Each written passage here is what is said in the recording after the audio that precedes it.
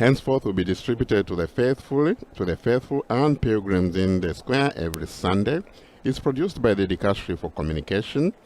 The newspaper seeks to restore and recognize the right to speak of those whom society does not give a voice.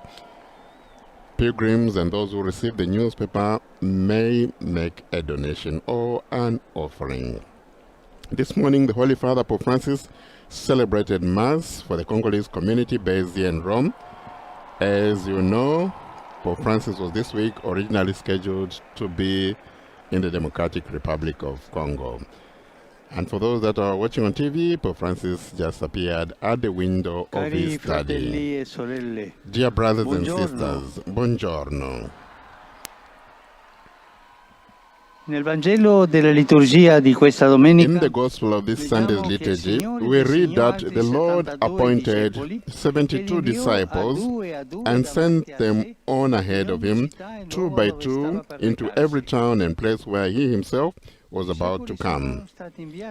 The disciples are sent 2 by 2, not individually.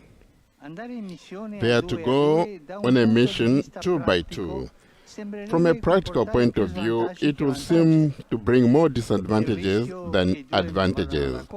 There is a risk that the two do not get along, that they would go at a different pace, that one would get tired or sick along the way, forcing the other to stop. When one is alone, on the other hand, it seems the journey would become swifter and smoother. However, Jesus does not think like that. He does not send people out alone before him, but disciples who go 2 by 2. Let us ask ourselves, what is the reason for this choice of the Lord? The task of the disciple to go ahead is to go ahead into the villages to prepare the people to receive Jesus, and the instructions he gives them are not so much about what they should say or how they should be, but as witnesses.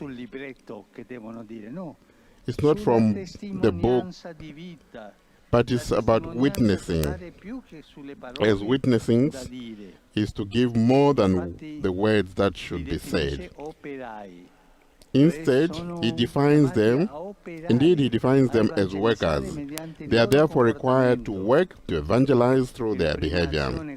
And the first practical action which the disciples carry out, their mission, is precisely that of going 2 by 2.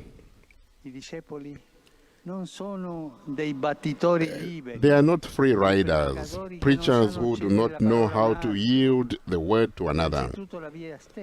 It is primarily the very life of the disciples that announces the gospel. They are knowing how to be together, their mutual respect, they are wanting to prove that they are more capable. They are not wanting to prove that they are more capable than the other. They are concordant reference to the Master. Perfect pastoral plans can be drawn up and well-designed projects implemented, organized down to the last detail. One can summon crowds and have many means, but if there is no willingness to fraternity, the mission cannot advance. Once there is no fraternity, the mission cannot advance. Once a missionary told of how he left for Africa with a confrere.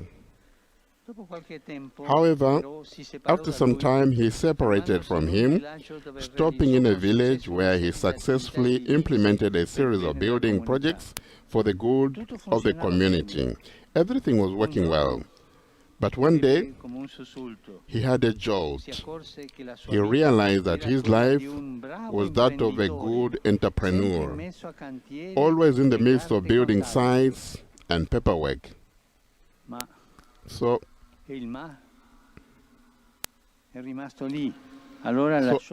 remained there, and he left the management to others and joined his confrere. He thus understood why the Lord had sent the disciples 2 by 2. The evangelizing mission is not based on personal activism, That is not doing, but on the witness of brotherly love, even amidst the difficulties of living together. So we might wonder, how do we take the good news of the gospel to others? Do we do with a fraternal spirit, in style, or in the manner of the world, with self-promotion, competitiveness, and efficiency? Let us ask ourselves whether we have the capacity to collaborate, whether we know how to take decisions together, sincerely respecting those who are alongside us and taking into account their point of view.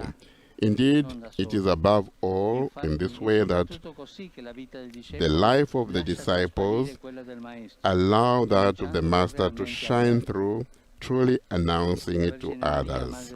May the Virgin Mary, Mother of the Church, teach us how to prepare the way for the Lord with witness of fraternity. The Angelus. Ave Maria, gratia plena, Dominus tecum, benedicta tui mulieribus et benedictus fructus ventris tui, Iesus. Santa Maria, Mater Dei, ora pro nobis peccatoribus, nunc et in hora mortis nostre. Amen. Ecce ancilla Domini. Fiat mi secundum verbum tuum. Ave Maria, gratia plena, Dominus tecum, benedicta tui mulieribus et benedictus fructus ventris tui, Iesus. Santa Maria, Mater Dei, ora pro nobis peccatoribus, nunc et in hora mortis nostre. Amen. Et verbum caro factum est. Et habitavit in nobis. Ave Maria, gratia plena, Dominus tecum, benedicta tui mulieribus et benedictus fructus ventris tui, Iesus. Santa Maria, Mater Dei, ora pro nobis peccatoribus, nunc et in hora mortis nostre. Amen. Ora pro nobis, Santa Dei Genitrix. Digne ficiamur promissionibus Christi. Grazie a Tua, quesumus Domine, mentibus nostris infunde, che Angelo Annunziante, Christi Fili Tui, incarnazione coniovimus, per passione meius ad crucem, a resurrectionis gloriam perducamur, per Christum Dominum nostrum. Amen. Gloria Patri et Filio et Spiritui Sancto. Sicut erat in principio et nunc et semper et in saecula saeculorum. Amen. Gloria Patri et Filio et Spiritui Sancto. Sicut erat in principio et nunc et semper et in saecula saeculorum. Amen. Gloria Patri et Filio et Spiritui Sancto. Sicut erat in principio et nunc et semper et in saecula saeculorum. Amen. Pro fidelibus defuntis, requiem aeternam dona eis Domine. Et lux perpetua inducat eis. Requiescant in pace. Amen. Sit nomen Domini benedictum. Ex hoc nunc et usque in saeculum. Aiutorium nostrum in nomine Domini. Qui feci cielo et terra. Benedicat vos, omnipotens Deus, Pater, et Filius, et Spiritus Sanctus. Amen.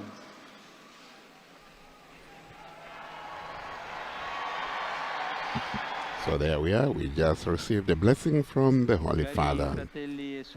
Dear brothers and sisters, yesterday a San Ramón de la Nueva Orán in Argentina, Argentina, sono stati beatificati Pedro Ortiz de Zárate, sacerdote diocesano, e Giovanni two Antonio blesseds Colinas, of the church presbitero were della Compagnia di beatified, Gesù. Pedro Ortiz Zarate, a diocesan priest, and Giovanni Antonio, who dedicated their faith, were killed in Argentina because they were carrying a message of peace. May the example of these martyrs always teach us to give witness to the gospel without compromise. So Pope Francis, referring to two new blessed of the church beatified yesterday, they are known as the martyrs of Zenta in Argentina. We continue to pray for peace in Ukraine and also in the whole world. Make an appeal to all the leaders of the United Nations and other bodies. The world needs peace, not a peace of arms or reciprocal fear, based on reciprocal fear. That is taking us back 70 years. Se lo si vuole, può ancora diventare una sfida per statisti saggi, capaci di costruire nel dialogo un mondo migliore. the war in Ukraine could have been handled with peace,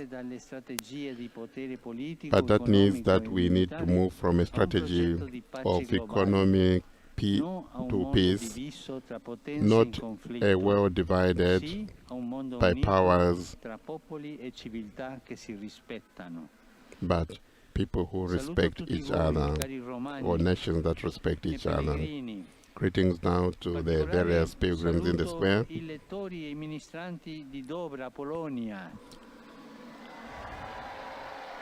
Some of the young people from Poland, the older servants from Croatia, I fedeli albanesi con I loro parroci e l'equipe itinerante del cammino neocatecumenale in Albania. Neo-catechumenals from Albania and from Naples, Ascoli Piceno, Perugia e Catania.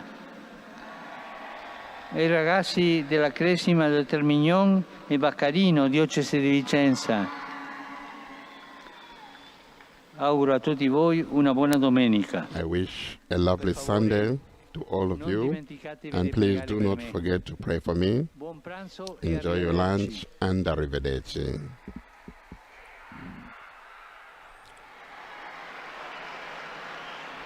And viva el Papa from the square of St. Peter.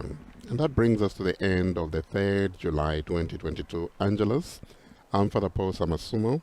On behalf of Vatican Media, a big thank you to all our partner broadcasting houses, Catholic TV, Catholic Faith Network, Shalom World Television Networks, Shalom TV India, EWTN Television, Salt and Light TV, Atmadashan TV, Luminous Radio, and Radio Maria, England.